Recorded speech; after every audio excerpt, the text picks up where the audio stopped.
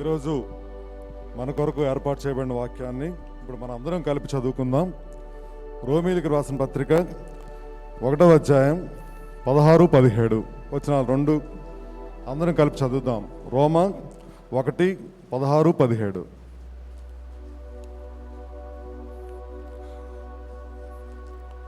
Start చేద్దామండి. క్రీస్తు సువార్తను గూర్చి అందరూ చదువుదాం ఒకసారి. క్రీస్తు సువార్తను గూర్చి నేను సిగ్గుపడేవాడిని కాను. ఏలి అనగా నమ్ము ప్రతివానికి మొదట యూదునికి గ్రీస్ దేశస్తునికి కూడా రక్షణ కలుగు చేయుటకు అది దేవుని శక్తి అయి ఉన్నది.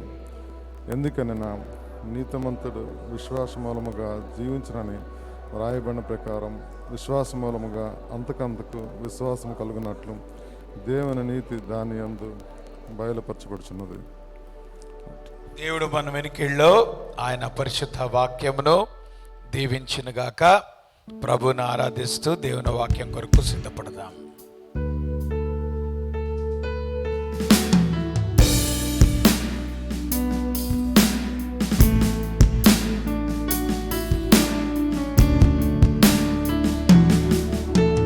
What a friend we have in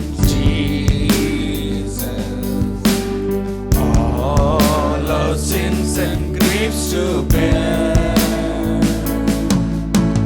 What a privilege to carry everything to God in prayer. Oh, what peace we often forfeit. Oh, what needless pain we bear, all because we do not carry everything to God in prayer. Have we trials and temptation? Is there trouble anywhere?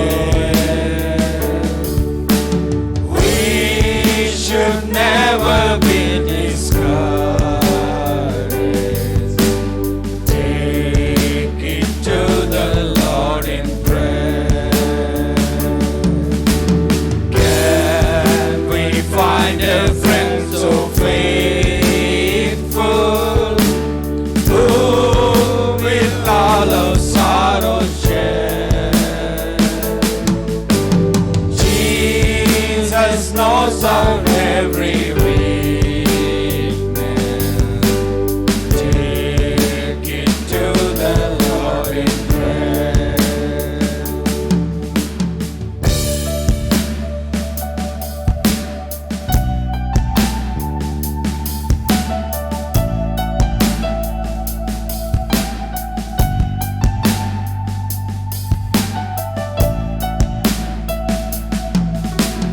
నా తోడు నీవే దేవా, నా బలము నీవే ప్రభువా,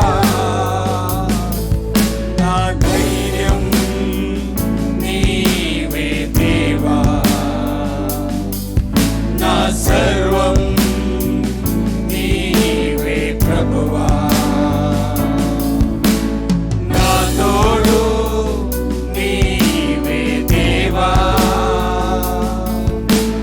నా బలము నీవే ప్రభువా,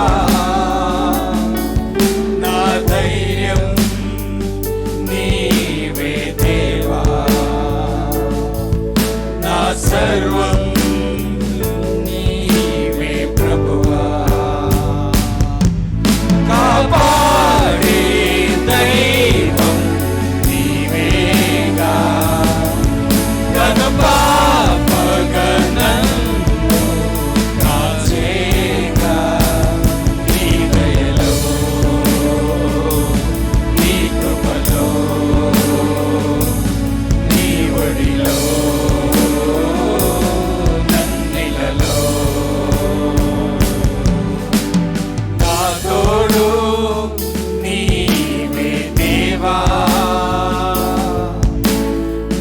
బలము నీవే ప్రభువా.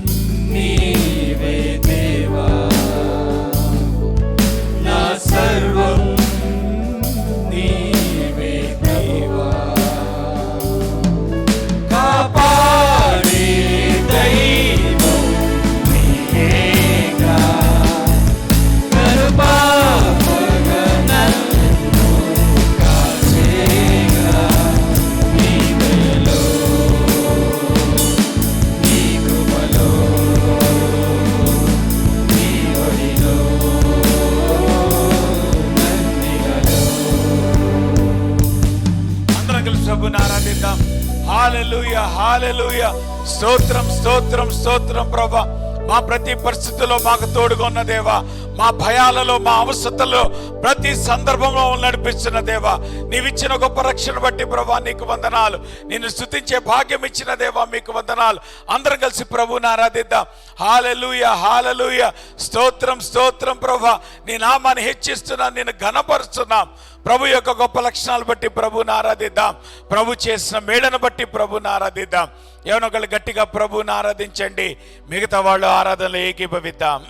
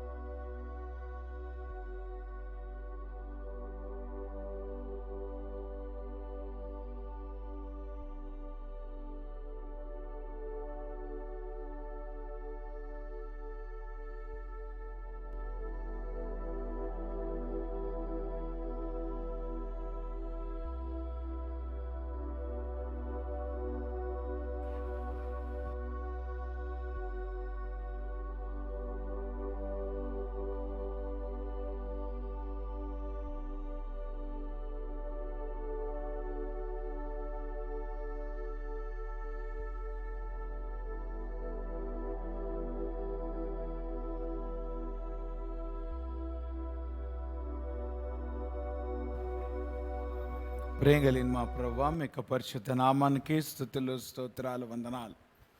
ఉదయకాల సమయంలో ప్రభువా, నీ వాక్యాన్ని మేము ధ్యానించిన ఉండగా నీ వాక్యం ద్వారా మీరు మాతో మాట్లాడండి ప్రభువా. జీవం కలిగినటువంటి మీ మాటలు, మమ్మల్ని బలపరిచేటువంటి మీ మాటలు మీరు మాకు దయచేయమని ప్రార్థన చేస్తూ ఉంటున్నాను. సమస్త అంధకార దురాత్మ శక్తుల్ని యేసు నామంలో బంధిస్తూ ఉంటున్నాం ప్రభువా.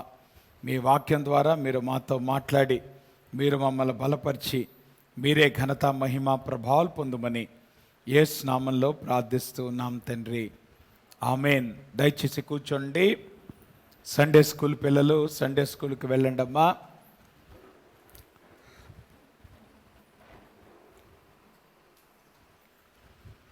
సండే స్కూల్ పిల్లలు సండే స్కూల్కి వెళ్ళండి.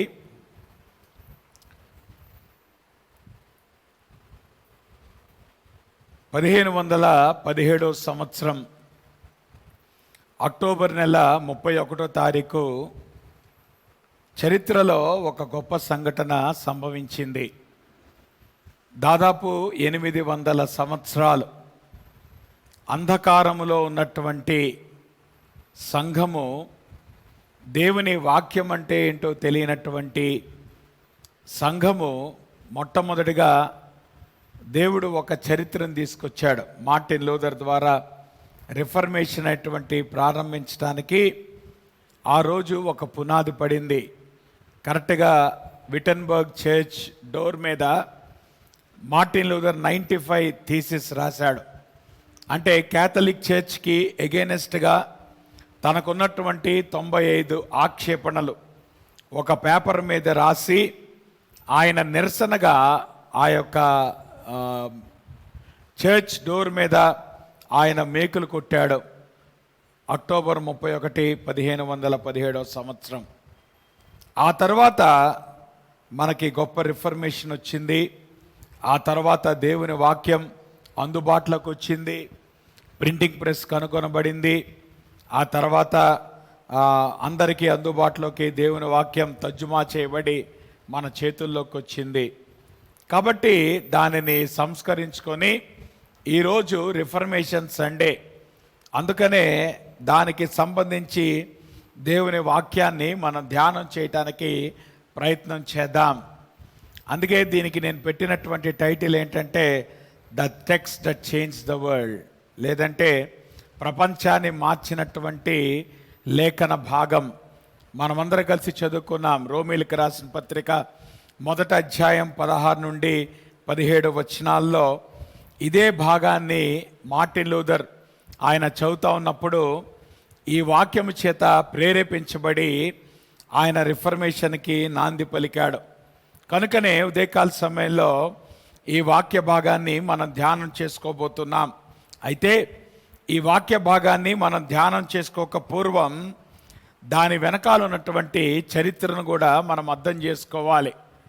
చిన్నప్పటి నుండి సోషల్ స్టడీస్ చదువుకొని, సోషల్ స్టడీస్లో హిస్టరీ చదువుకొని, చాలామందికి సోషల్ స్టడీస్ అంటే చాలా బోర్ కొట్టుద్ది. ఏదో తప్పదు కాబట్టి చదువుతాం, మార్కుల కోసం చదువుతాం. కానీ చరిత్ర అనేటువంటిది ఎందుకు చదవాలి? నా మాట మీకు అర్థమవుతుందా? ఒక ఆయన అంటాడు, the one thing we learn from history is we don't learn from history. అవునా? చరిత్రలో నేర్చుకునేటువంటి ఒక అంశం ఏంటంటే చరిత్ర నుండి చాలామంది నేర్చుకోరు. దేవుడు మనకు ఒక గతాన్ని ఇచ్చాడు, మనకు ఒక ప్రస్తుతాన్ని ఇచ్చాడు, మనకు ఒక భవిష్యత్తు ఇచ్చాడు. గతం అనేటువంటిది చరిత్ర.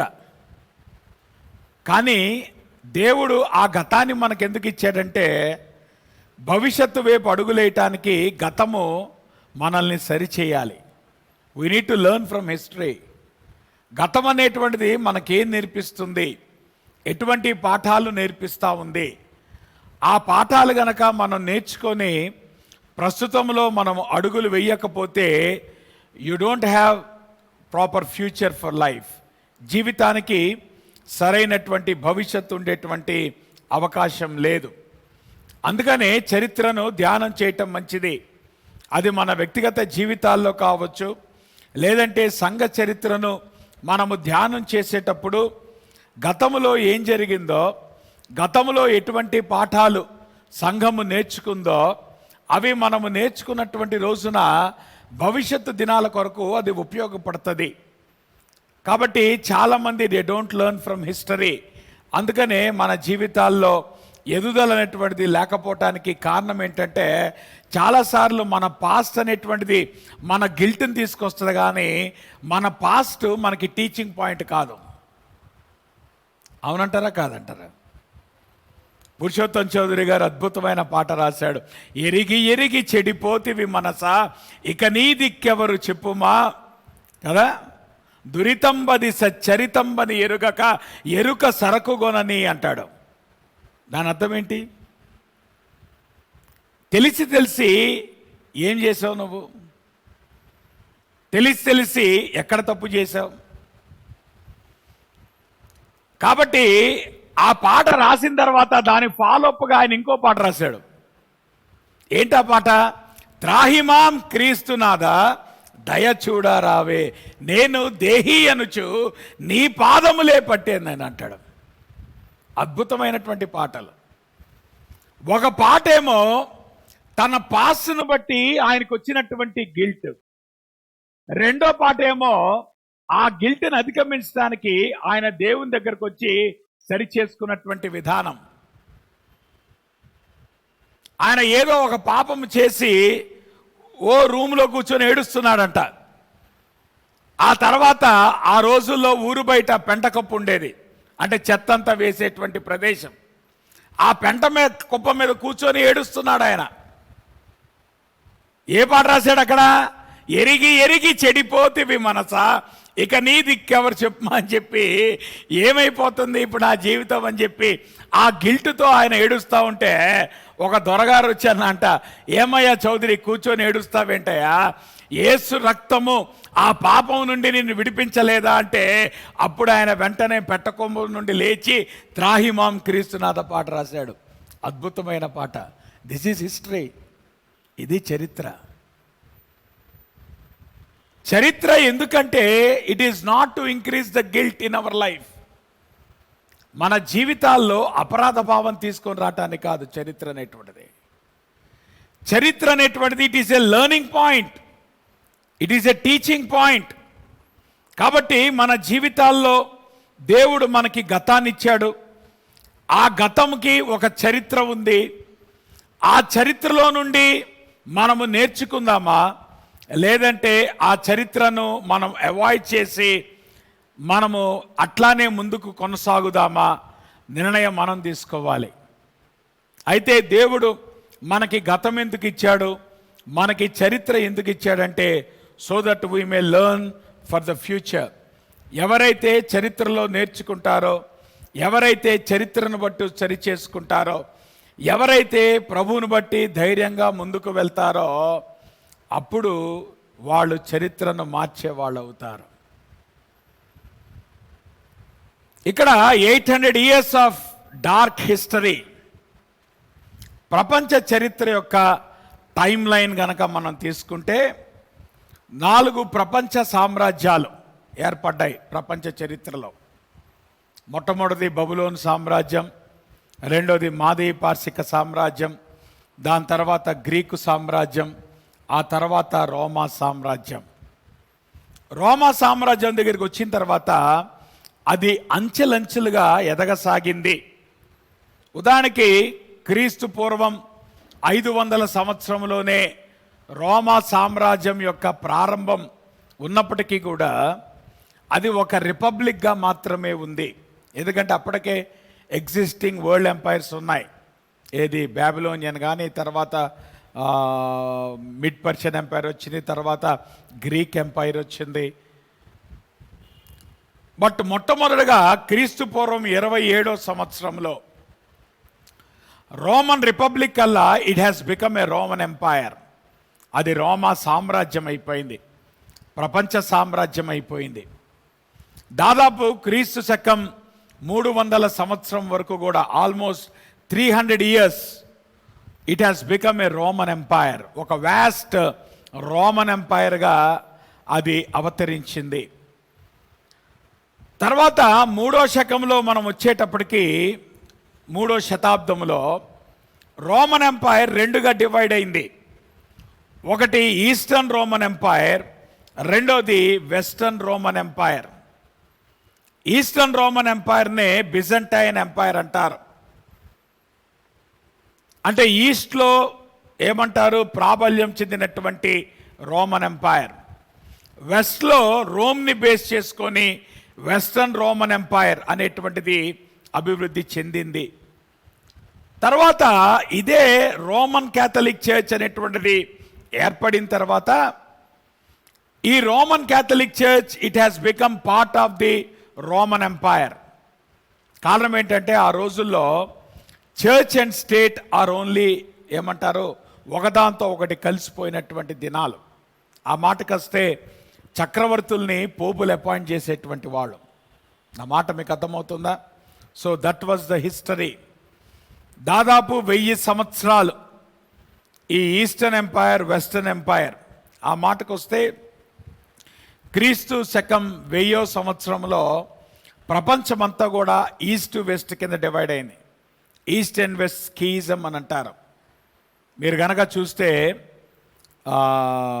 దానియేలుకి ప్రభు చూపించినటువంటి ఆ యొక్క విగ్రహంలో 4వ భాగం దగ్గరికి వచ్చేటప్పటికి 2 కాళ్ళు కనబడతాయి. అర్థమవుతుందా? 2 కాళ్ళ నుండి తర్వాత మట్టి ఇనుముతో కూలుకున్నటువంటి పాదాలు. So that is the Roman empire. అంటే ఆనాడు ప్రారంభించినటువంటి రోమన్ ఎంపైర్ యొక్క అవశేషాలు ప్రభు రాకడ వరకు ఉంటుంది. That is what you need to understand. అందుకని ఇనుము ఎక్కడి నుండి వచ్చింది? ఈ యొక్క ఉదర భాగం కింద నుండి పాదాల వరకు కూడా ఇనుము వచ్చేసింది. చివరికి ఆ మట్టి అనేటువంటిది అక్కడ మనం చూస్తూ ఉంటాం. పాదాలు ఇనుము ప్లస్ మట్టి. అక్కడ ఎవరి చేతి సహాయం లేనటువంటి ఒక రాయి వచ్చి ఆ పాదం మీద పడి అది తుత్తునీయలుగా చేసి ప్రపంచమంతా కూడా స్ప్రెడ్ అయింది. అది మెస్సియానిక్ కింగ్డమ్, అది దేవుని యొక్క రాజ్యం. సో ఇప్పుడు మనం ఏ కాలంలో ఉన్నామంటే 2 కాళ్ళ కాలంలో ఉన్నాం. అందుకే ఈరోజు ప్రపంచమంతా ఈస్ట్ వెస్ట్ కింద డివైడ్ అయింది. అవునా? మనం ఈస్ట్లో ఉన్నాం. వెస్ట్లో ఏముంది? యూరోప్ ఉంది, అమెరికా ఉంది, సౌత్ అమెరికా ఉంది, అంటార్క్టికా ఉంది. ఇవన్నీ కూడా వెస్టర్న్ కంట్రీస్. జర్మనీ కానీ ఫ్రాన్స్ కానీ ఇవన్నీ కూడా వెస్టర్న్ కంట్రీస్. ఈస్ట్లో చైనా కానీ మిడిల్ ఈస్ట్ కానీ రష్యా కానీ ఇవన్నీ కూడా ఈస్ట్లో ఉన్నటువంటి కంట్రీస్. కాబట్టి ఈ రకంగా ప్రపంచమంతా కూడా డివైడ్ అయ్యింది.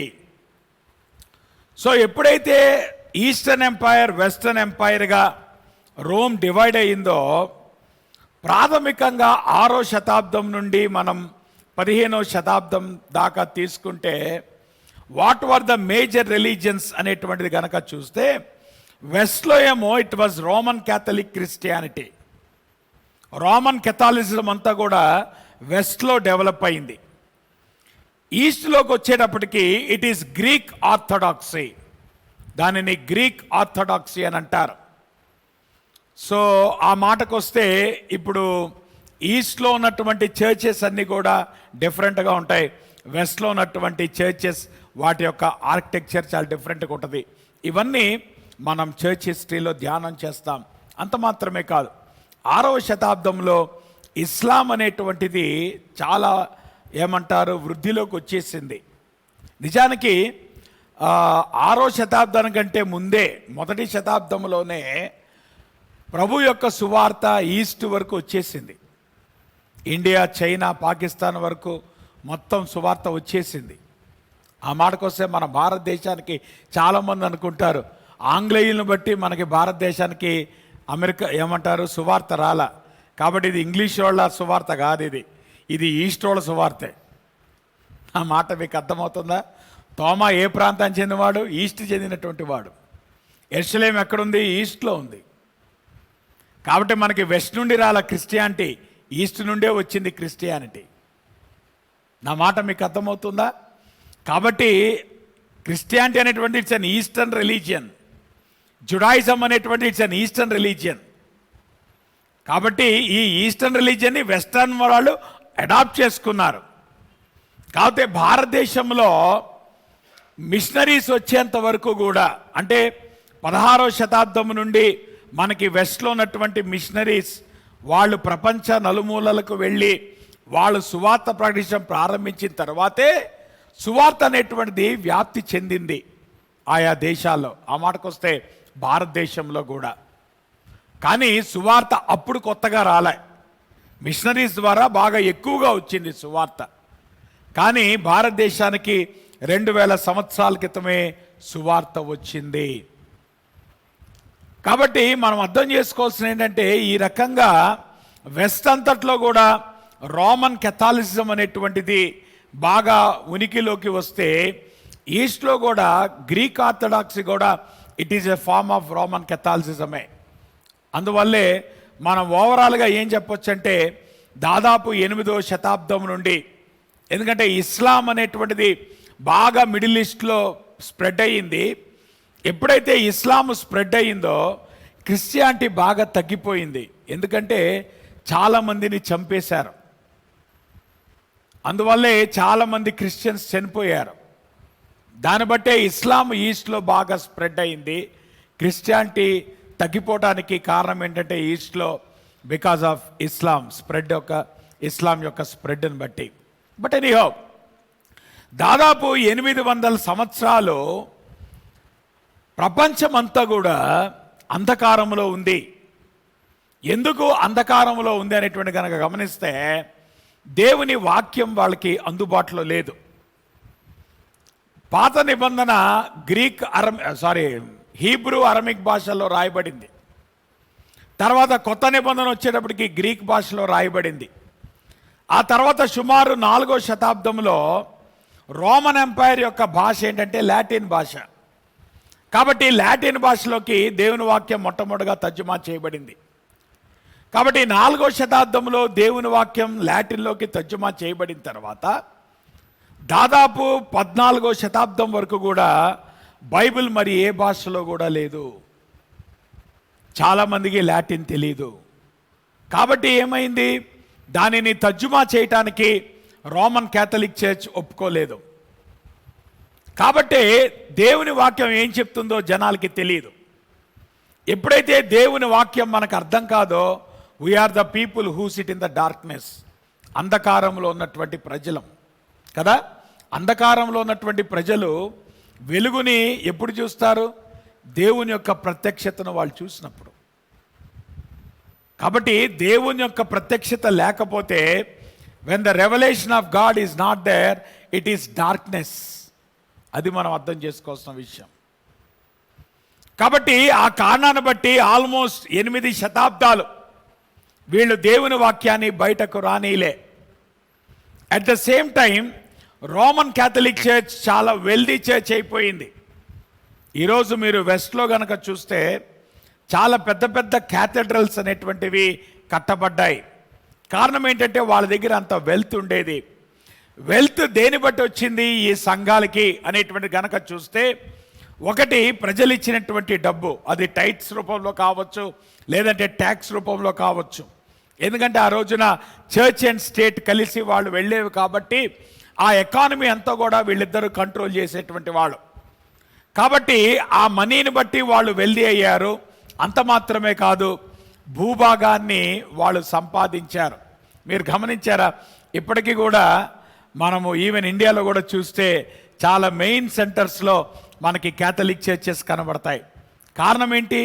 వాళ్ళు ఎప్పుడో వచ్చి ఆ భూభాగాన్ని వాళ్ళు ఏమంటారు ఆక్యుపై చేయటం కానీ, చాలా చీప్ రేటుకి వాళ్ళు కొనటం కానీ జరిగింది. ఈ రోజున సిటీస్ డెవలప్ అయ్యేటప్పటికీ అవి చాలా ఎక్స్పెన్సివ్ అయిపోయినాయి. అందువల్ల రోమన్ క్యాథలిక్ ఇన్స్టిట్యూషన్స్ కనుక మనం చూస్తే వాళ్ళు వెల్దీగా ఉండటానికి కారణం ఏంటంటే, ఒకటి because of the money gods people give, రెండోది వాళ్ళు ఎక్వైర్ చేసినటువంటి ల్యాండ్. ఎప్పుడైతే ధనం అనేటువంటిది పెరుగుద్దో ఆటోమేటిక్గా పవర్ అనేటువంటిది పెరుగుద్ది. కాబట్టి 8 శతాబ్దాల్లో కూడా the church has become very much powerful. కారణం ఏంటంటే, ఒకటి వాళ్ళకు ఉన్నటువంటి వెల్త్ను బట్టి, రెండోది సోషల్ సర్వీసెస్ని బట్టి. అంటే ఎవరికైనా డబ్బు లేకపోతే ఆదుకోవాల్సింది చర్చ్. ఈరోజు చాలామంది పథకాల కొరకు గవర్నమెంట్ వైపు చూస్తూ ఉంటాం. కాబట్టి గవర్నమెంట్ ఏం చేస్తూ ఉంటుంది, పేదవారి కోసం పథకాలు ప్రవేశపెడతా ఉంటుంది. కాబట్టి ఎప్పుడైతే గవర్నమెంట్ పథకాలు ప్రవేశపెట్టుద్దో ఆటోమేటిక్గా ప్రజలు వాటికి ఆకర్షితులవుతారు. అందుకని చర్చ్ పవర్ఫుల్ కావటానికి కారణం ఏంటంటే because it was helping the people. ప్రజలకి వాళ్ళు హెల్ప్ చేస్తున్నారు కాబట్టి ప్రజలు కూడా వాళ్ళకు లోబడి ఉండేటువంటి వాళ్ళు. అంత మాత్రమే కాదు, లిటరసీ అనేటువంటిది కూడా చర్చ్ మధ్యలోనే బాగా ఎక్కువ ఉండేటువంటిది. అంటే బాగా చదువుకున్నటువంటి వాళ్ళు ఎక్కడ ఉండేవాళ్ళు అంటే చర్చెస్లో ఉండేటువంటి వాళ్ళు. అందువల్ల రాజుల దగ్గర ఎవరు ఎంప్లాయ్మెంట్లో ఉండేటువంటి వాళ్ళు, ఎవరు అడ్వైజర్స్గా ఉండేటువంటి వాళ్ళు, ఎవరు అఫీషియల్స్గా ఉండేటువంటి వాళ్ళంటే it is the so called learn people of the church. అందుకని ఆ చర్చ్లో డివిజన్స్ కూడా వచ్చింది. కామన్ పీపుల్ అని, తర్వాత అరిస్టాటిక్ గ్రూప్ అని, ఈ రకంగా చర్చ్లో డివిజన్స్ వచ్చేవి. కాబట్టి గందరగోళం అయిపోయింది ద రోమన్ క్యాథలిక్ చర్చ్. ఎప్పుడైతే ఈ రకమైనటువంటి పరిస్థితులు వచ్చాయో స్లోగా డాక్ట్రినల్ డీవియేషన్ అనేటువంటిది రోమన్ క్యాథలిక్ చర్చ్లోకి వచ్చింది. ఆ మాటకు వస్తే పరిశుద్ధ జలాలు 1వ శతాబ్దంలో వచ్చింది. 2వ శతాబ్దంలోనే వాళ్ళు చిన్నపిల్లలకి బాప్తిసం ఇచ్చేటువంటి వాళ్ళు. తర్వాత 3వ శతాబ్దంలో వాళ్ళు కాంగ్రిగేషన్స్ కింద వాళ్ళు కూడుకునేటువంటి వాళ్ళు. తర్వాత 5వ శతాబ్దంలో నరకంలో ఉన్నటువంటి వారిని పరలోకంలో పంపించడానికి పర్గేటరీ అనేటువంటిది వాళ్ళు ఇన్స్టిట్యూషనలైజ్ చేశారు. ఆ తర్వాత 7వ శతాబ్దంలో పోపు యొక్క కాళ్లకు ముద్దు పెట్టుకోవటం అనేటువంటిది ఒకటి ఉనికిలోకి వచ్చింది. ఆ తర్వాత 10వ శతాబ్దంలో వాళ్ళు ట్రాన్స్సబ్స్టాన్షియేషన్ అనేటువంటి ఒక డాక్టరల్ సిస్టమ్కి వాళ్ళు కట్టుబడ్డారు. ఆ మాటకు వస్తే మనం ప్రభు యొక్క బల్లం తీసుకుంటున్నాం కదా. ప్రభు యొక్క బల్లం తీసుకునేటప్పుడు నేను చెప్తా ఉంటాను, ఏమంటాను, ప్రభు యొక్క రక్తానికి సూచనగా ద్రాక్షరసం అంటాం, ప్రభు యొక్క శరీరానికి సూచనగా అంటాం. ఎందుకంటే అవి సింబాలిక్ మాత్రమే. కానీ రోమన్ క్యాథలిక్స్ ఏం నమ్ముతారంటే బల్ల తీసుకునేటువంటి టైంలో అది లిటరల్గా ప్రభు యొక్క శరీరముగా, ప్రభు యొక్క రక్తముగా మారుతుంది అనేటువంటి ఒక రాంగ్ డాక్ట్రిన్ని వాళ్ళు ఉనికిలోకి తీసుకొచ్చారు. ఆ తర్వాత 10వ శతాబ్దంలోనే యాజకులు పెళ్లి చేసుకోకూడదు అనేటువంటి ఒక రూల్ని కూడా వాళ్ళు తీసుకొని వచ్చారు.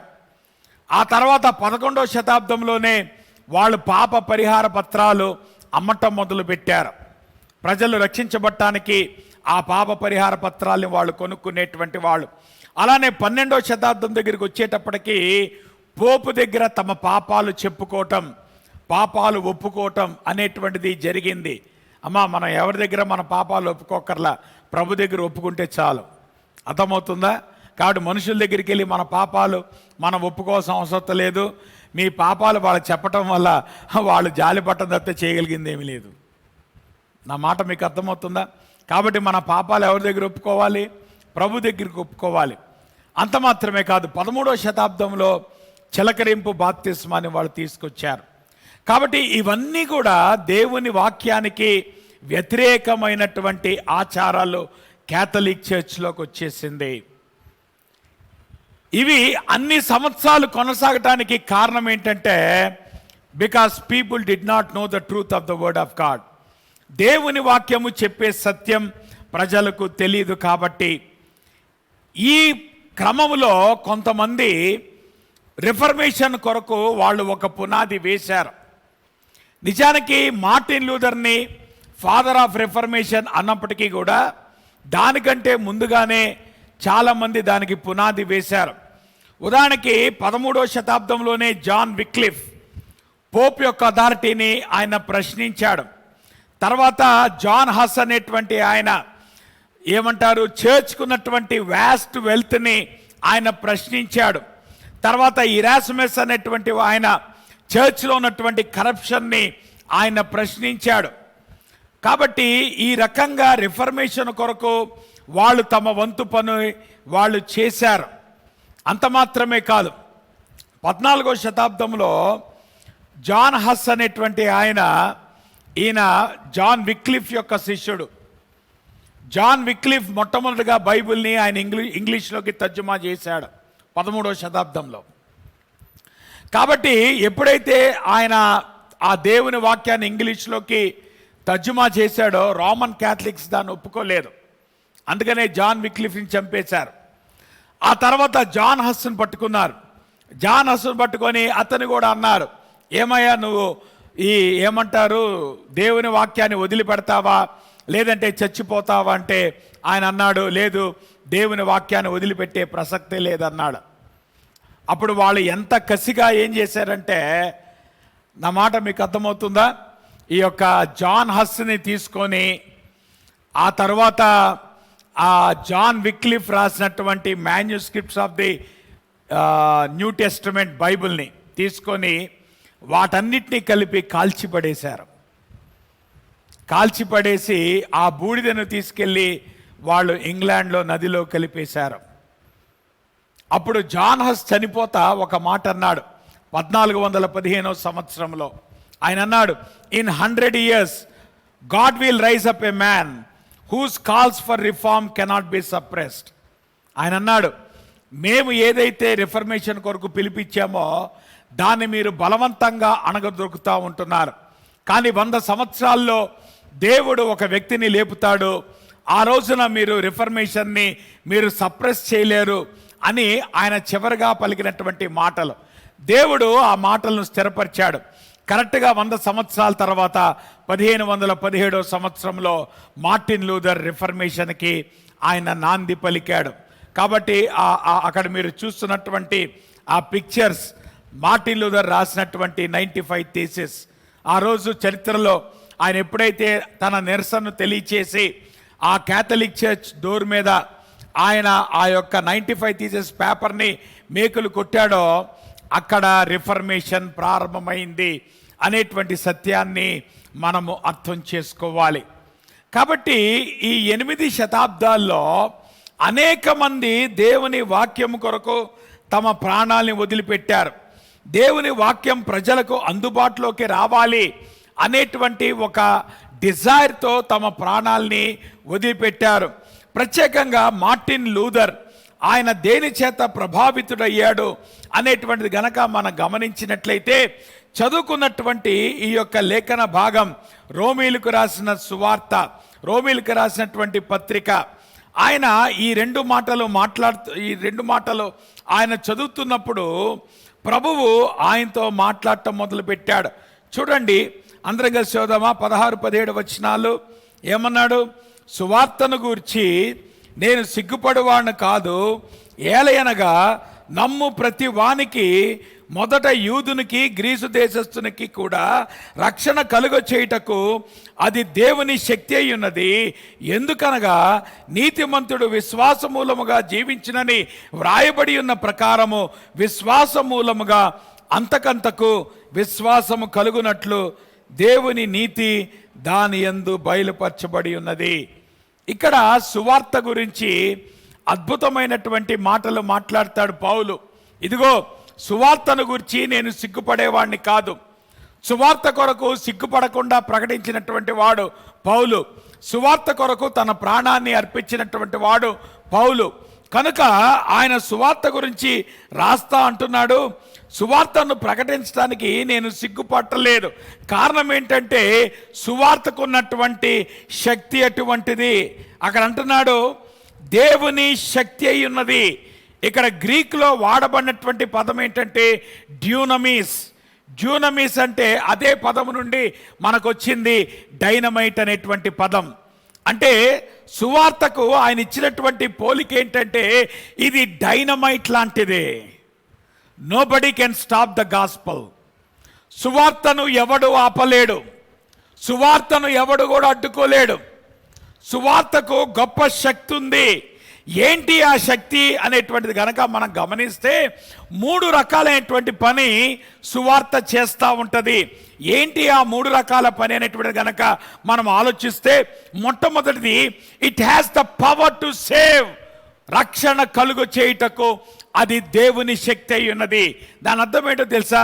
ఈ లోకంలో ఏ మానవుడు కూడా దేని చేత కూడా రక్షించబడలేడు. నీ జన్మను బట్టి నువ్వు రక్షించబడలేవు, నీ కర్మను బట్టి నీ రక్షించబడలేవు, నువ్వు జీవితంలో చేసినటువంటి ఏ క్రియను బట్టి కూడా నువ్వు రక్షించబడలేవు. ఈ రోజున రక్షణ అనేటువంటిది కేవలము సువార్తను బట్టి వస్తుంది. ఏంటి ఆ సువార్త? పౌలు గారు సువార్తను డిఫైన్ చేశాడు. ఆయన ఏమన్నాడు? లేఖనముల ప్రకారము క్రీస్తు మన పాపముల నిమిత్తం ఆయన మరణించెను, ఆయన పాతిపట్టబడను. లేఖనముల ప్రకారం క్రీస్తు 3వ దినమున ఆయన తిరిగి లేచెను. ఈ సువార్తను మీరు గట్టిగా పట్టుకునేళ్ళ మీరు రక్షించబడతారు. That is the gospel. సువార్త అంటే ఏంటి? It is the birth, death and resurrection of Jesus Christ. యేసు క్రీస్తులో ఉన్నటువంటి శక్తి. అందుకంటాడు, ఏ నామమున మనకి రక్షణ కలగదు. పరలోకమందు కానీ, భూమి ఎందు కానీ, భూమి క్రింద కానీ ఏ నామములో రక్షణ అనేటువంటిది అసాధ్యం. యేసు నామమున మాత్రమే ఒక వ్యక్తి రక్షించబడతాడు. కాబట్టి అంటాను, ఉదయకాల సమయంలో మన యొక్క క్రియలను బట్టో, మన యొక్క జీవితాన్ని బట్టో మనం పరలోకానికి వెళ్తాం, అది అసాధ్యం. You can never reach God through your goodness. నువ్వు ఎంత మంచివాడువైనా, నువ్వు ఎంత గొప్పవాడువైనా, నువ్వు ఎంత చదువరువైనా, లేదంటే నీవెంత భాగ్యవంతుడువైనా, ఏమైనా కానీ సువార్త మాత్రమే మనల్ని రక్షించగలదు. కాబట్టి నేను అంటాను, నువ్వు పరలోకానికి వెళ్ళాలంటే నువ్వు రావాల్సింది యేసు ప్రభు దగ్గరికి. ఆచారాలను బట్టో, కార్యక్రమాలను బట్టో, నీ పుణ్యకార్యాలను బట్టో నువ్వు ప్రభు దగ్గరికి నువ్వు రాలేవు. కాబట్టి నేనేమంటానంటే, it has the power to save. రక్షణలో 3 ఆస్పెక్ట్స్ ఉన్నాయి. రక్షణ అనేటువంటి దానిలో 3 ఆస్పెక్ట్స్ ఉన్నాయి. ఒకటి గతం, ఒకటి ప్రెజెంట్, ఇంకోటి ఫ్యూచర్. ఏంటి గతం? మనము చేసిన ప్రతి పాపాన్ని ప్రభు క్షమిస్తాడు. కారణం ఏంటో తెలుసా? దేవుడు పరిశుద్ధుడు గనుక ఆయనను మనం సమీపించడానికి మన క్రియలు సరిపోవు, మన మంచితనం సరిపోదు. కాబట్టి నెససరీ మనం దేవుని దగ్గరికి వెళ్ళాలంటే, మనం మరణించిన తర్వాత ప్రభువుని చేరుకోవాలంటే మన పాపములు క్షమించబడాల్సిందే. మన పాపములు క్షమించబడకుండా పరలోక రాజ్యం వెళ్ళటం అసాధ్యం.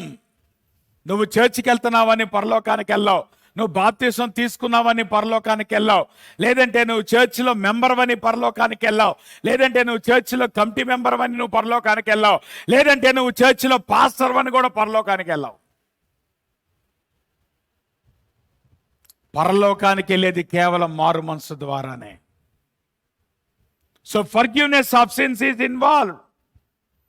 ప్రభు దగ్గరికి నువ్వు వచ్చేది పాప క్షమాపణ బట్టి. పాప క్షమాపణ లేక నువ్వు ప్రభుని ఎట్లా అప్రోచ్ అవుతావు? ఆ మాటకొచ్చే ప్రభు ధర్మశాస్త్రంలో ఏం చెప్పాడు? రక్తము చిందించబడాల్సిందే. రక్తము చిందించబడకపోతే పాప పరిహారం జరగదు. పాప పరిహారం జరగకపోతే ప్రభు యొక్క సన్నిధి రానే రాదు. You can never approach God with the sins in your life. నీ జీవితంలో ఉన్నటువంటి పాపాన్ని బట్టి ఎప్పుడు ఎన్నడు ప్రభుని నువ్వు కాబట్టి ప్రభు దగ్గరికి రావాలంటే నీ పాపము పరిహరించబడాల్సిందే. అందుకని సువార్తలో ఏం జరిగిందండి? యేసు ప్రభు ఎప్పుడైతే ఆయన పరిశుద్ధుడిగా, ఆయన నిర్దోషిగా మన పాపాల కోసం ఆయన మరణించాడో, ఆయన భూస్థాపితం చేయబడ్డాడో, ఆయన తిరిగి లేచాడో, మన పాపములకు ప్రాయశ్చిత్తము చెల్లించబడింది. కాబట్టి ఈ రోజు మనం పారుమోక్ష పొందటాన్ని బట్టి, మన పాపాలు క్షమించబట్టాన్ని బట్టి మనం పరలోకానికి వెళ్తాం. But in no other way you can never reach God. సమస్య లేదు. కాబట్టి ఉదయకాల సమయంలో ఇంకా ఎవరైనా మారు మనసు పొందకుండా ఉంటే, ఇంకా ఎవరైనా పాప క్షమాపణ పొందుకున్నట్లయితే మీరు ప్రభు దగ్గరికి ముందు రండి. మీ చర్చ్ అటెండెన్స్ వల్ల మీకు వచ్చిన ఉపయోగం ఏం లేదు, మీరు చేసే కార్యక్రమాల వల్ల మీకు వచ్చే ఉపయోగం ఏం లేదు. కానీ మారు మనసు ఉండాలి, పాప విషయంలో పశ్చాత్తాపం ఉండాలి. పాప పశ్చాత్తాపం నిమిత్తమై ఏదైతే ప్రభు ఇచ్చినటువంటి రక్షణను మనం స్వీకరించినటువంటి రోజున మాత్రమే మనం రక్షించబడతాం. కాబట్టి ఇక్కడ పౌలు అంటున్నాడు, రక్షణలో ఉన్నటువంటి మొట్టమొదటి ఆస్పెక్ట్ ఏంటంటే మన పాపాలు క్షమించబడుట. రెండోది అంటున్నాడు, ఇదిగో నూతన జీవితాన్ని ప్రభు మనకిస్తాడు. రక్షించబడినటువంటి ప్రతి వ్యక్తి కూడా నూతన స్వభావం కలిగినటువంటి వాడు. అందుకే నేను అంటాను, నువ్వు రక్షించబడ్డావా లేదా అనేటువంటి దానికి లిట్మస్ టెస్ట్ ఏంటో తెలుసా? నీ చర్చ్ యాక్టివిటీస్ కాదు. నీలో పాపం విషయంలో పశ్చాత్తాపం లేకపోతే నువ్వు రక్షించబడిన వాడవు కాదు. If you don't feel sorry for your sin, you are not born again. ఈ లోకంలో పాపం విషయంలో గిల్ట్ ఫీల్ అయ్యేవాడు రక్షించబడిన వాడు ఒక్కడే. నువ్వు నిజంగా మారు మనసు పొందిన వాడవైతే పాపము అంత హ్యాపీగా నువ్వు చేయవు.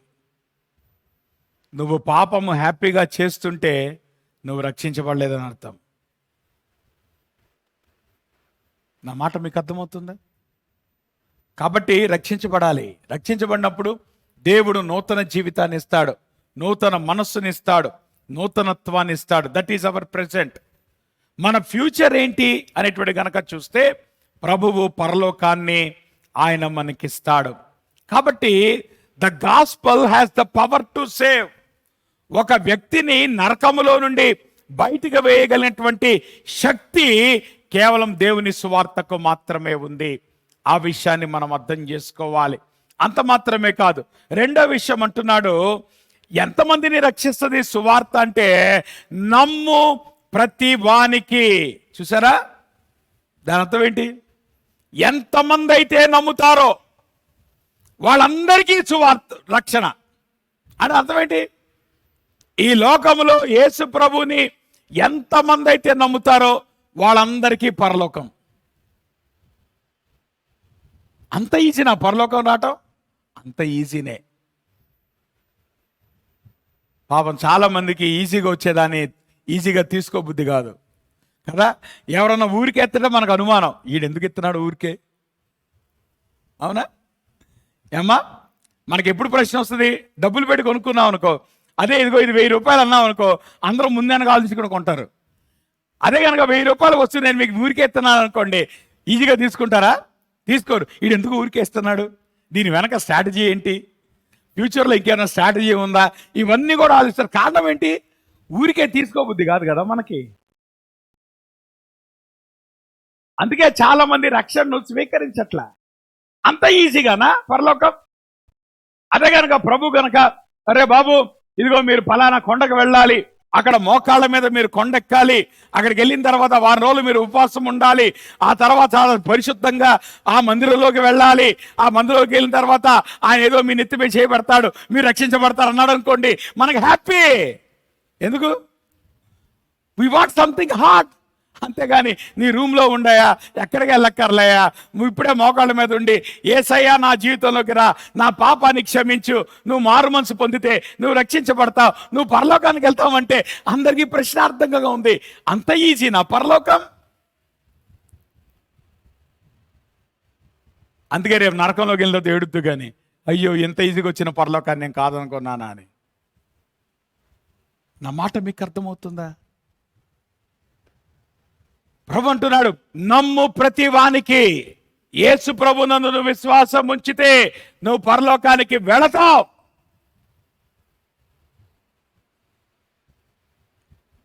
చాలా మందికి తెలీదు నేను పరలోకానికి వెళ్తానా.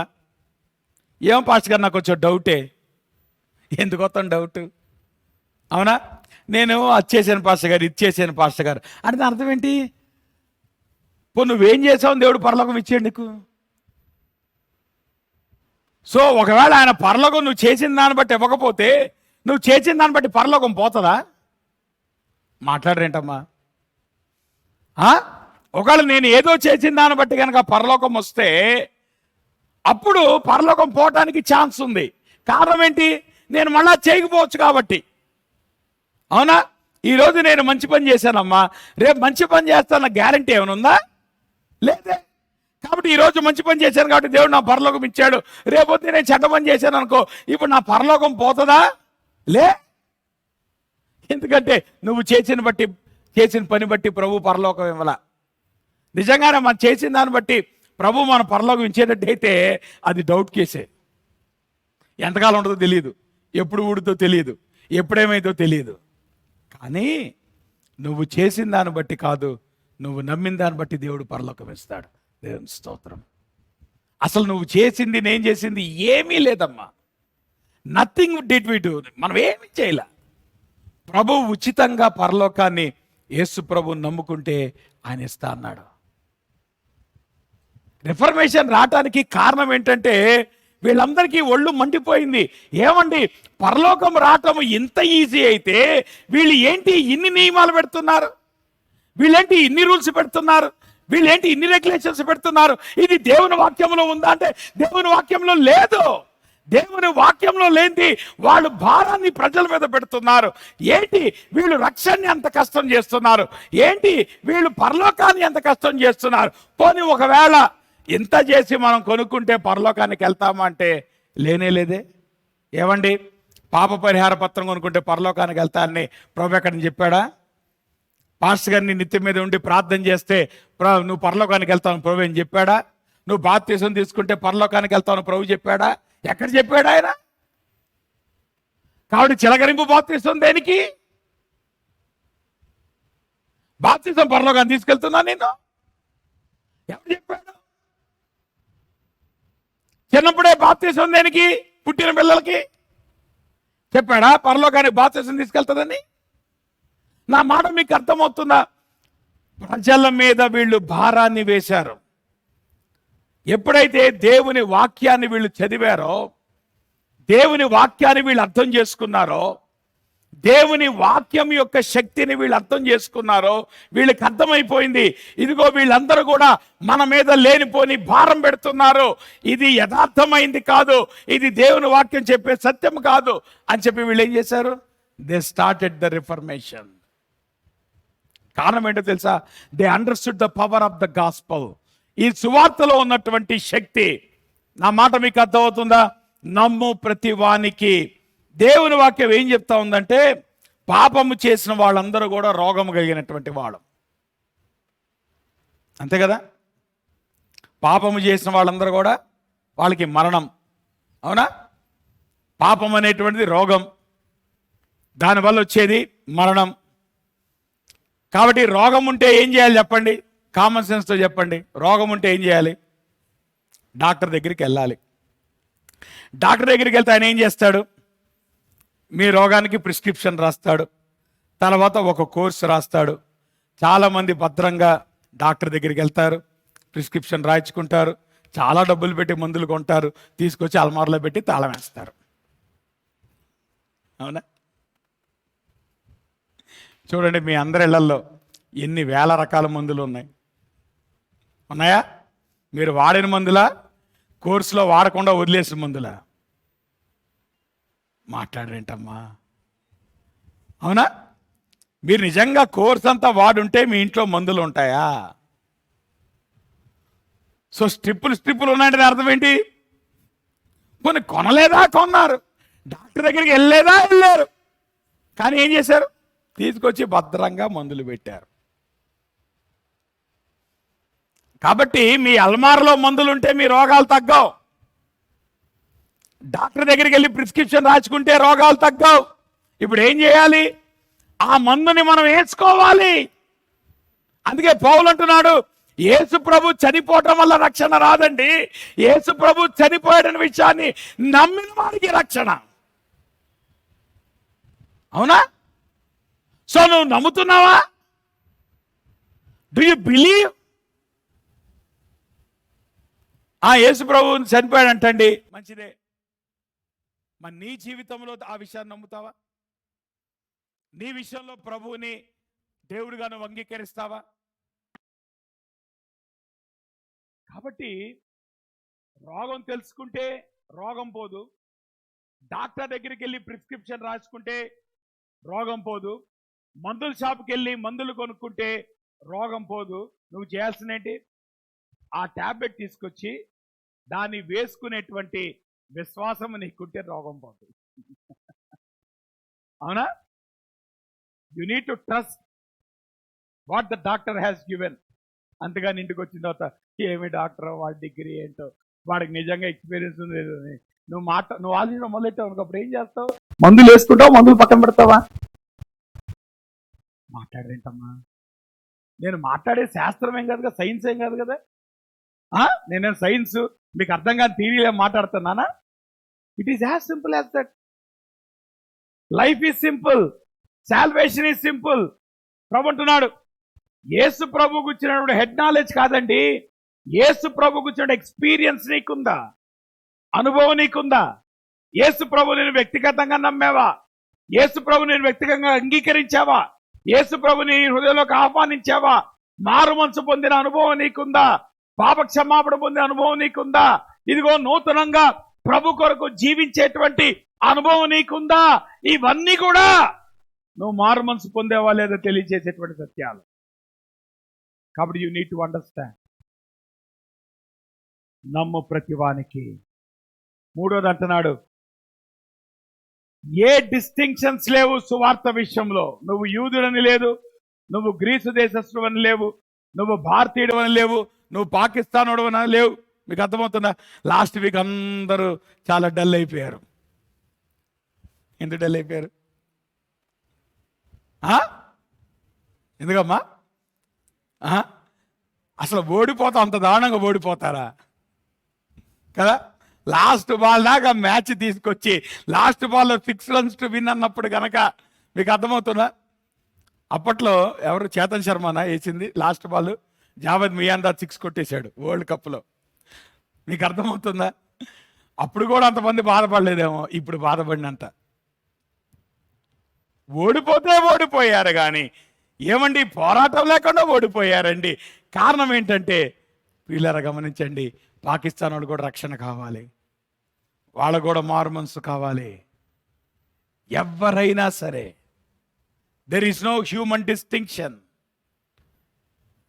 జాతి, మతము, కులము, ఏ భేదము లేదు, ఏ స్కిన్ కలర్ లేదు, ఏ ఎడ్యుకేషన్ లేదు, ఏ ఏజ్ లేదు, ఏ ఫ్యామిలీ బ్యాక్గ్రౌండ్ లేదు, ఏ రిలీజియస్ ప్రిఫరెన్స్ లేదు. Anybody has to get saved. కాబట్టి పౌలు అంటున్నాడు, సువార్తకున్నటువంటి శక్తి అటువంటిది. ఎందుకు సువార్తకి అంత గొప్ప శక్తి ఉందంటే, పౌలు అంటున్నాడు, నీతిమంతుడు విశ్వాసం మూలముగా జీవించును. మార్టిన్ లూథర్ ఈ ఒక్క మాటను పట్టుకున్నాడు. ఆ ఒక్క మాట మొదట ఆయనను మార్చింది, ఆ తరువాత ప్రపంచాన్ని మార్చింది. అప్పుడు ఏదైతే ఆ యొక్క రిఫర్మేషన్ మంట అనేటువంటిది ప్రారంభమైందో, యూరప్ అంతా కూడా అది స్ప్రెడ్ అయ్యింది, భూదిగంతాల వరకు స్ప్రెడ్ అయింది. కారణం ఏంటో తెలుసా? ఈ ఒక్క వాక్యం చేత ప్రభావితం చేయబడ్డాడు మార్టిన్ లూథర్. పౌలు గారు ఈ మాట రాస్తున్నప్పుడు ఎక్కడి నుంచి తీసుకొచ్చాడు తెలుసా? ఈ మాటని పాత నిబంధన హబక్కూకు గ్రంథంలో ఈ మాట తీసుకొచ్చాడు. 2వ అధ్యాయంలో ఉంటుంది, నీతిమంతుడు విశ్వాసం మూలముగా జీవించును. ఈ మాట హబక్కూకు అంటానికి కారణం ఏంటో తెలుసా? హబక్కూకి ఒక జెన్యూన్ ప్రాబ్లం వచ్చింది. ఏంటి ఆ జెన్యూన్ ప్రాబ్లం ఏంటంటే, ఇశ్రాయేలీలు వాళ్ళు దేవుని వదిలిపెట్టారు, చాలా వికెట్నెస్ అనేటువంటిది ఆ సమాజంలో ఉంది. కాబట్టి హబక్కూకు ఉన్నటువంటి కన్సర్న్ ఏంటంటే, ఆ పాపము చేసేటువంటి ఆ వికెట్ పీపుల్ని బట్టి చాలా మంది నీతిమంతులు మంచోళ్ళు సఫర్ అవుతున్నారండి. అది హబక్కూకు ఉన్నటువంటి ప్రాబ్లం. సరేనండి, పాపము చేసిన వాడు సఫర్ అయ్యాడంటే ఒక అర్థం ఉంది, కానీ పాపము చేయనటువంటి మంచివాడు, ఇదిగో ఆ ఫలానా దుర్మార్గులను బట్టి, వాళ్ళ భక్తిహీనతను బట్టి, వాళ్ళు దేవుని తెలుసుకోపోవటాన్ని బట్టి ఎవరు సఫర్ అవుతున్నారు? వీళ్ళు సఫర్ అవుతున్నారు అని అంటే ప్రభు దగ్గరికి వచ్చాడు. ప్రభా, నీ దగ్గర ఏమైనా ఆన్సర్ ఉందా? ఇదిగో నీతిమంతులు ఎంతమంది సఫర్ అవుతున్నారు ప్రభా, నీ దగ్గర ఏమైనా ఆన్సర్ ఉందా? అవునా? ప్రభు అన్నాడు, సరే కానీ ఒక మాట చెప్తాను, దీనికి ఒక సొల్యూషన్ చెప్తాను. ఏంటి ఆ సొల్యూషన్ తెలుసా? నేను బబులోనీయులు రప్పిస్తా. బబులోనీయులు రప్పించి వాళ్ళ ద్వారా నేను యాక్షన్ తీసుకుంటా. అసలు హబక్కూకు ఇశ్రాయేలీలో ఉన్నటువంటి దుర్మార్గులను బట్టి ఆయన ఫీల్ అవుతుంటే, ఆ దుర్మార్గుల కంటే దుర్మార్గులైన వారిని దేవుడు తీసుకొస్తా అన్నాడు. ఎవరిని? ఇశ్రాయేలీయులను నడిపించడానికి, లేదంటే వాళ్ళని ప్రభావితం చేయటానికి. దెబ్బమట హబక్కుకు ఏమర్థం కాదు. వెళ్తాడు రూమ్లో కూర్చొని ముఖం మార్చుకొని కూర్చుంటాడు. ఆయన ఏమి చెప్తాడా చూద్దామని చెప్పి వాచ్ టవర్ మీదకి ఎక్కి ఆయన ప్రార్థన చేస్తుంటే అప్పుడు ఈ మాట అన్నాడు, నీతిమంతుడు విశ్వాస మూలముగా జీవించును. దాని అర్థం ఏంటో తెలుసా?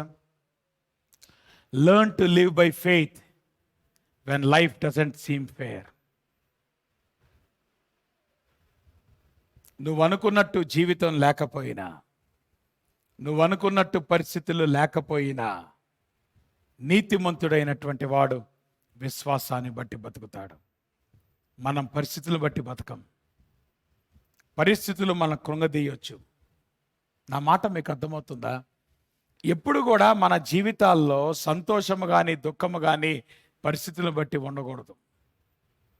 మన జీవితంలో గుడ్ సర్కమ్స్టెన్స్ అనేటువంటిది మనకి హ్యాపీనెస్ తీసుకొచ్చి, బ్యాడ్ సర్కమ్స్టెన్సెస్ కనుక మనకి దుఃఖాన్ని తీసుకొస్తే మన జీవితం ఎట్లాగుంటుంది అంటారు?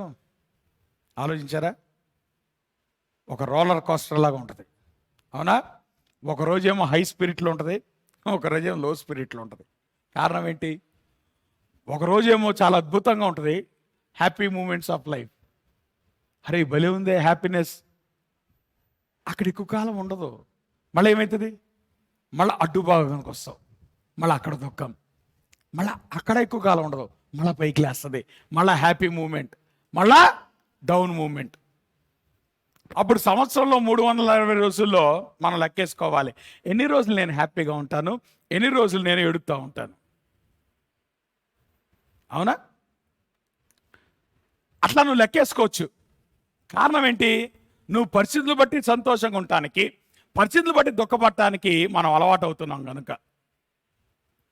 హబక్కుకు అన్నాడు, now I'm learning a new thing in my life. నా జీవితంలో కొత్త విషయాన్ని నేర్చుకుంటున్నాను. ఏంటో తెలుసా? పరిస్థితులను బట్టి కాకుండా విశ్వాస మూలముగా జీవించటం. Is life fair? No, life is not fair.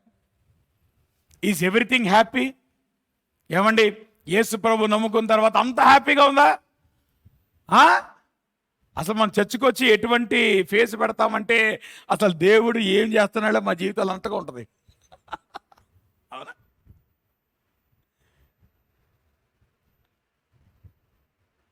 మీరు ఈరోజు చర్చిలో పాటలు పాడినట్టు మీ జీవితం ఇంటి దగ్గర ఉందా?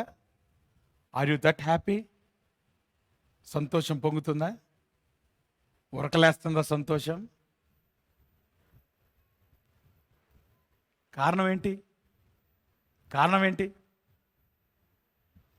పరిస్థితులను బట్టి సంతోషపడేవాడు, పరిస్థితులను బట్టి దుఃఖపడేవాడు అట్టానే ఉంటాడు. అందుకని ఏ రోజు ఎట్టా ఉంటారో మనకు తెలియదు. ఒక రోజేమో హ్యాపీగా ఉంటారు, ఇంకో రోజేమో డల్గా ఉంటారు. ఎందుకు ఆ రోజు హ్యాపీగా ఉన్నావు? Not because of God, because of your circumstances. ఎందుకు ఈరోజు డల్గా ఉన్నావు? Not because of God, because of your circumstances. అందుకని హబక్కుకు అన్నాడు, పరిస్థితులను బట్టి జీవించకుండా విశ్వాసాన్ని బట్టి జీవించడం నేర్చుకో. ఇది పట్టుకున్నాడు. ఆ మాటకొస్తే పౌలు రోమిలికి రాసిన పత్రిక రాస్తున్నప్పుడు ఎంత బాధపడి ఉంటాడో. ఎందుకో తెలుసా? పౌలు ఆయన యూదుడండి. ఏ నేషనలిస్టిక్ ఫీలింగ్ ఉండదా? మాట్లాడరేంటమ్మా? అవునా? ఉండదా? ఇండియా మ్యాచ్ ఓడిపోతే అందరూ బాధపడ్డారే. ఎందుకు బాధపడ్డారు? ఆ ఫీలింగ్ లేదు, ఉందా? మరి పౌలు కూడా యూదుడేగా. ఆయన ఈ పత్రిక రాస్తున్నప్పుడు సువార్త ఎవరు ప్రకటించబడుతుంది? యూదులుగా అన్యులుగా? రోమిలికి రాసిన పత్రిక ఎవరుగా? మా యూదులుగా అన్యులుగా? అన్యులుగా రాస్తున్నాడు ఈయన. సువార్త ఎవరు రక్షిస్తుంది? ఇప్పుడు అన్యులు కూడా రక్షిస్తుంది. పౌలుకున్నటువంటి బాధ అదే. అరే నా స్వజనులు వాళ్ళు ప్రభుని సిలువేశారు, ఎక్కడో ఉన్నటువంటి అన్యజనులు వచ్చి ఈరోజు రక్షించబడతా ఉన్నారు.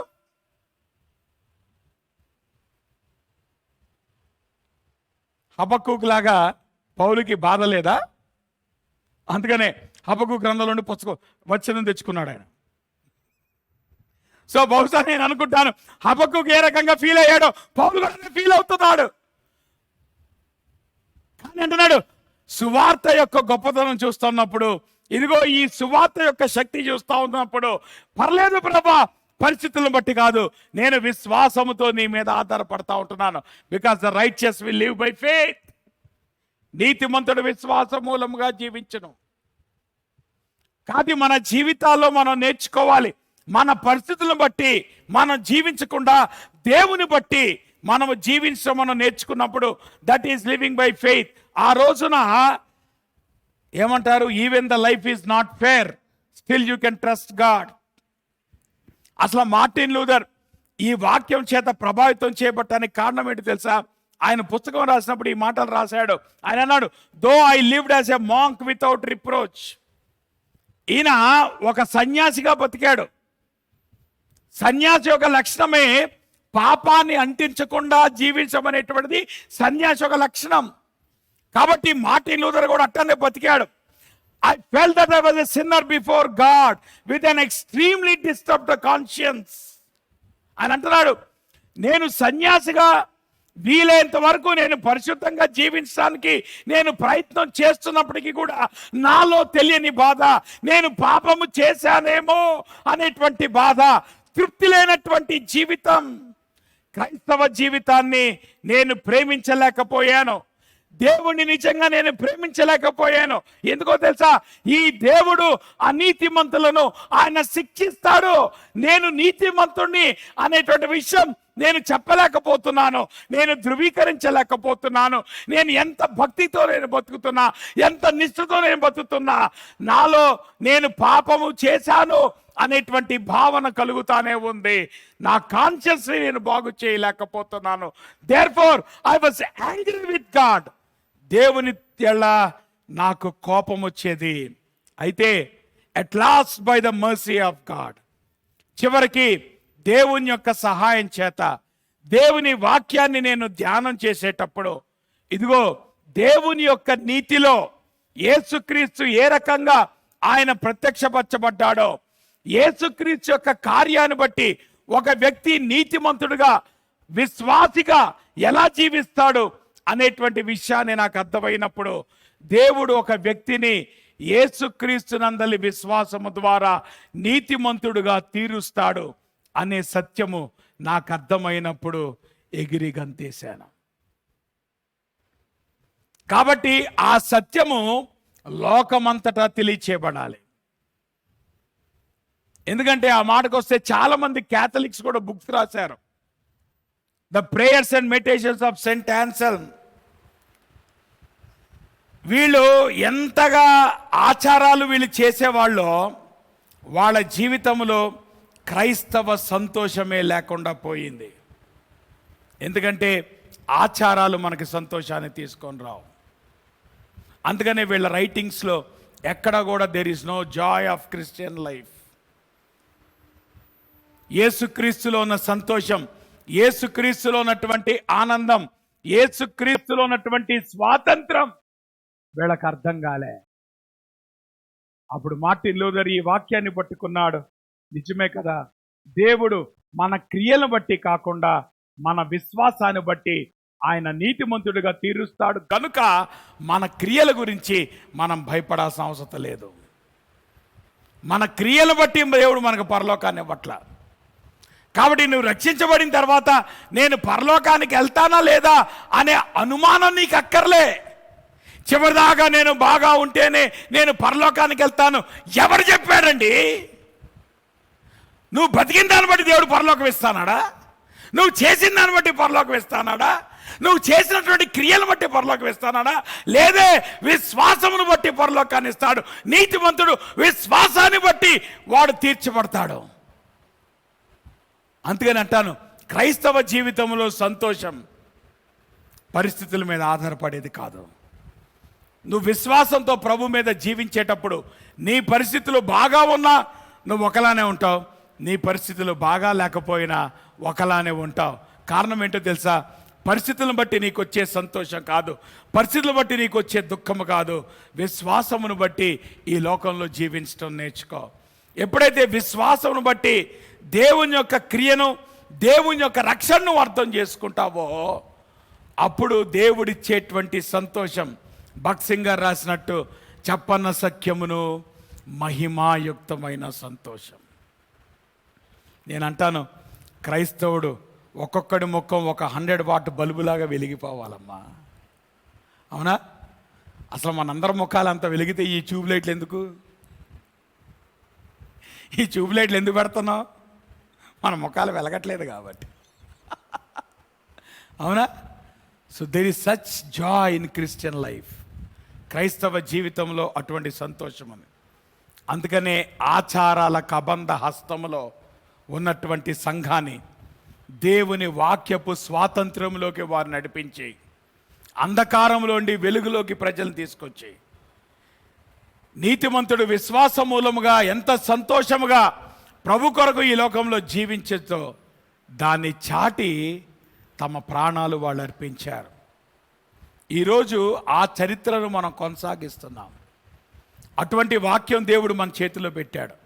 కాబట్టి ఈ వాక్యం ద్వారా మనం ప్రభావితులం కావాలి.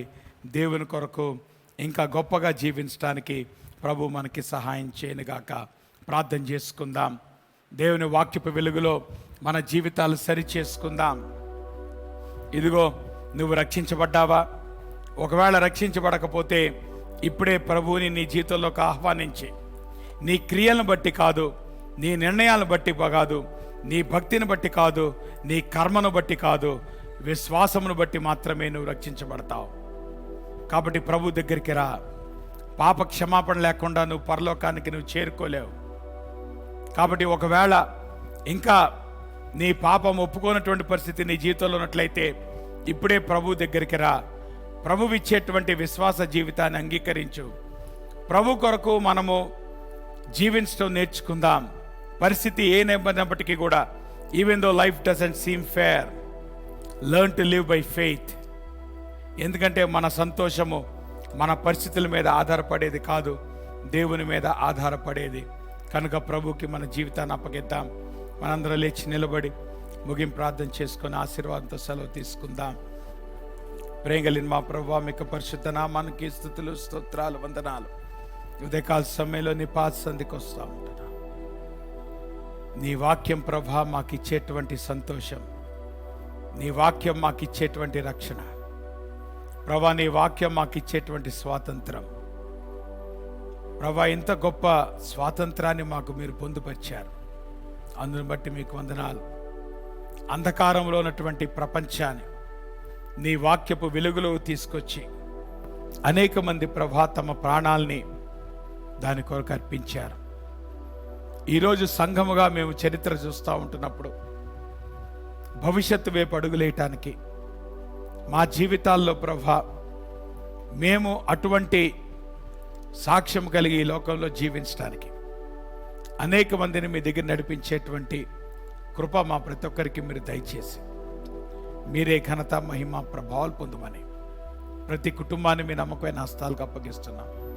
ఎవరి జీవితంలో ఎటువంటి అవసరాలు ఉన్నాయో వాటిని మీరు తీర్చి మీరే ఘనత, మహిమ, ప్రభావాలు పొందమని యేసు నామంలో ప్రార్థిస్తూ ఉన్నాం తండ్రి. పరలోకందున్న మా తండ్రి, మీ నామం పరిశుద్ధపరచబడునుగాక, మీ రాజ్యం వచ్చునుగాక, మీ చిత్తం పరలోకం నెరవేర్చును, భూమి నెరవేరునుగాక. మా ఆహారం మాకు దయచేయండి, మా మనసులు మేము చేసిన ప్రకారం క్షమించండి, మమ్మ శోధలో తేక దుస్తుని తప్పించండి. రాజ్యము, శక్తి, మహిమ నిరంతరం మీరైనారు తండ్రి. మన తండ్రి అయిన దేవుని యొక్క ప్రేమయు, కుమారుడు యేసుక్రీస్తు వారి కృపయు, పరిశుద్ధాత్మ యొక్క అన్యోన్య సహవాసం ఇప్పుడు మనకు సదాకాలము తోడయ్యండి. ఆయన రాకడ పర్యంతము భద్రపరిచి నడిపించునుగాక. ఆశీర్వాదంబుల్ మా మీద వర్షింపజేయు మీషా, ఆశతో నమ్మియున్నాము నీ సత్య వాగ్దాతము ఈ మీద కృమ్మారించుము దేవా, క్రమ్మార ప్రేమ వర్షాంబుల్ కృమ్మారించుము దేవా. ఆమేన్. అమ్మ అందరికీ వందనాలు. God bless you. ఒకరినొకరు పలకరించుకొని మేళ్ళకి వెళ్ళొచ్చు. మధ్యాహ్నం 3:30కి యవనస్తుల ప్రోగ్రాం ఉంది. అలానే బుధవారం బైబిల్ స్టడీ, గురువారం ఫుల్ డే రిట్రీట్ యవనస్తులకి. ఆ విషయాలు కూడా గమనించండి. God bless you.